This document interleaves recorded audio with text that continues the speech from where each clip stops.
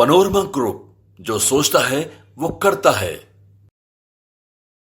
आखिरकार जो हम पिछले कई दिनों से लगातार कर रहे हैं, भारतीय जनता पार्टी ने वो काम कर ही दिया। आपको बता दें कि हम लगातार ये बात कह रहे थे कि भारतीय जनता पार्टी इस बार नीतीश कुमार के चलते एनडीए में किसी भी तरह का बवाल या झमेला नहीं करेगी। 2020 वाली बात को लेकर के आपको याद होगा कि संपादक नमन मिश्रा जी के साथ हमने पंचनामा भी किया था और हमने अन्य खबरों में भी बताया था कि भारतीय जनता पार्टी का दूध से मुंह जला हुआ है, अब छाछ भी फूंक फूंक कर पिएगी।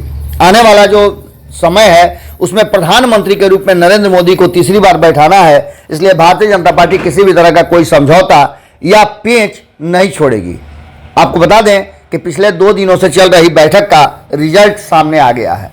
क्या हुआ है हम आपको बताते हैं, लेकिन इससे पहले आपको बता दें कि चाचा पारस जो लगातार चिराग पासवान को लेकर के कई तरह की बातें कर रहे थे और कह रहे थे कि वो तो एनडीए में है ही नहीं। सबसे पहले चिराग पासवान की सीटों को फाइनल किया गया है एनडीए के भीतर। अभी तक न तो भारतीय जनता पार्टी और न ही जनता दल यूनाइटेड की सीटें फाइनल हुई है।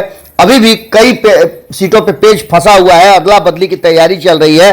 तो वहीं आपको बताया कि चिराग पासवान को सीटें भी दे दी गई है और चिराग पासवान की कितनी सीटें मिली हैं हम ये भी आपको बताते हैं। लेकिन इसके साथ साथ उपेंद्र कुशवाहा को लेकर के भी फैसला हो गया है। उपेंद्र कुशवाहा वाले मामले में भी थोड़ा सा जिज के बाद लगभग सब कुछ तय ही मान के चलिए, क्योंकि जो बातचीत संजय जायसवाल को भेज करके प्रधानमंत्री नरेंद्र मोदी और अमित शाह ने किया है वो लगभग फ्लोर पे साफ साफ नजर आ रहा है और उसकी चर्चाएं भी शुरू हो चुकी हैं। आपको बता दें कि इसके साथ साथ पशुपति कुमार पारस और प्रिंस का भी फैसला लगभग कर दिया गया। हालांकि इसमें अभी भी पेंच फंसा हुआ है, लेकिन भारतीय जनता पार्टी ने यह तय कर लिया है कि इन दोनों के साथ क्या करना है।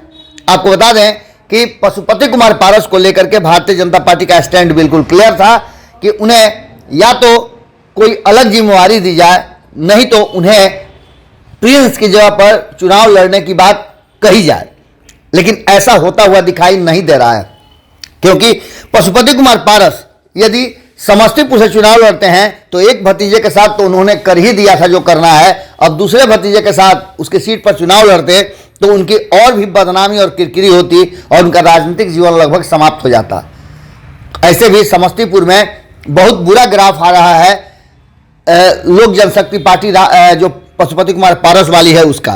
प्रिंस लगातार वहां जनता के निगाहों में है और इस बार एंटी इनकम्बेंसी उन पर जबरदस्त लगी हुई है। वहीं आपको बता दें कि चिराग पासवान का सीट का फैसला तो हो ही गया है, लेकिन उपेंद्र कुशवाहा को लेकर के भी कहा यह जा रहा है कि उपेंद्र कुशवाहा की 2 सीटें फाइनल हो गई है। एक सीट उनकी काराकट की और दूसरी सीट सुपौल की फाइनल हो चुकी है।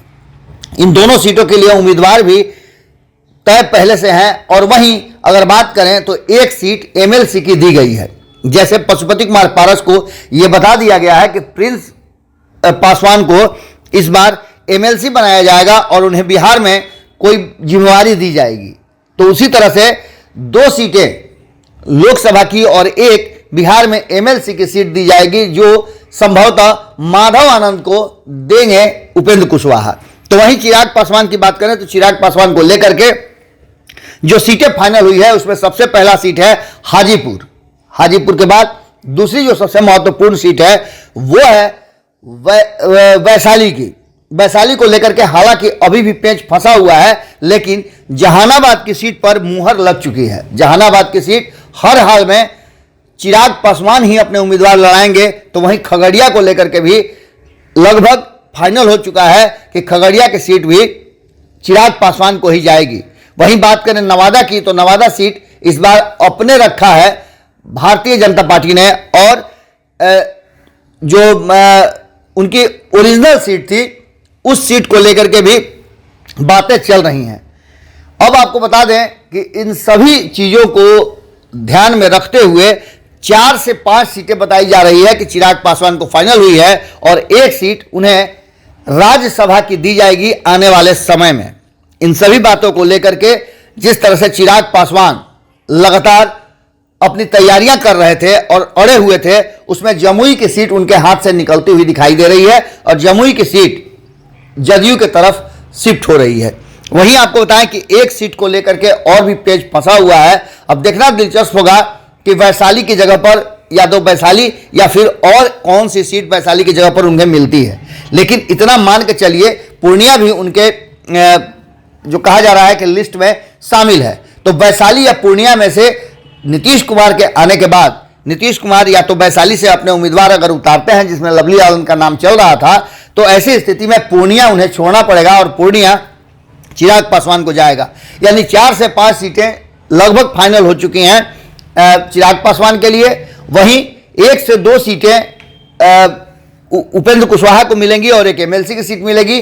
तो पशुपति कुमार पारस को हो सकता है कि या तो राज्यपाल बनाया जाए या वो समस्तीपुर से चुनाव लड़ें और प्रिंस पासवान के लिए एमएलसी की सीट दी जाएगी।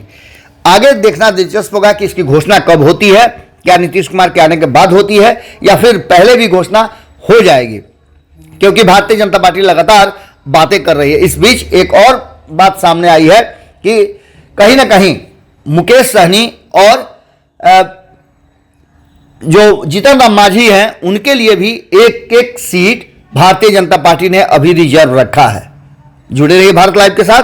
बहुत बहुत धन्यवाद। पनोरमा ग्रुप, जो सोचता है वो करता है।